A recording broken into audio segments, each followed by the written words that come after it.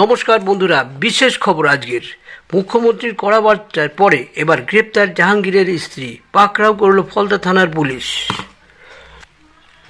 মুখ্যমন্ত্রী শুভেন্দু অধিকারীর কড়া বার্তার পরেই এবার গ্রেপ্তার জাহাঙ্গীরের স্ত্রী। শনিবার সকালে তাকে পাকড়াও করেছে ফলতা থানার পুলিশ।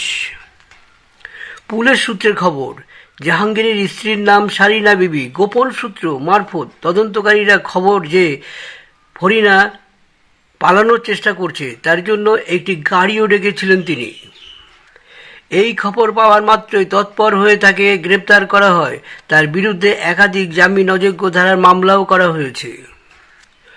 গত মঙ্গলবার ধৃত জাহাঙ্গীর ওরফে পুষ্পাকে কোমরে দড়ি বেঁধে এলাকায় নিয়ে গিয়েছিলেন পুলিশ।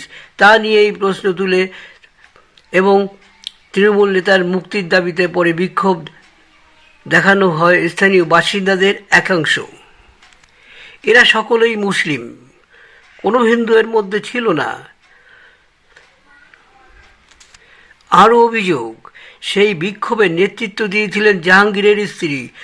অভিযোগ, বিক্ষোভকারীদের পরিকল্পনাও ছিল থানা ঘেরাও করার।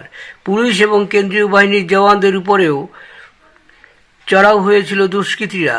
পাল্টা লাঠিচার্জ করে পুলিশ এবং কেন্দ্রীয় বাহিনী পালাতে গিয়ে পুকুরে ঝাঁপ দিতেও দেখা যায় অনেককেই।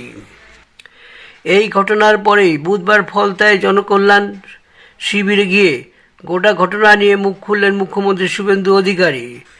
হুঁশিয়ারিও দেন, কেউ যেন নিজের হাতে আইন না তুলে নেন।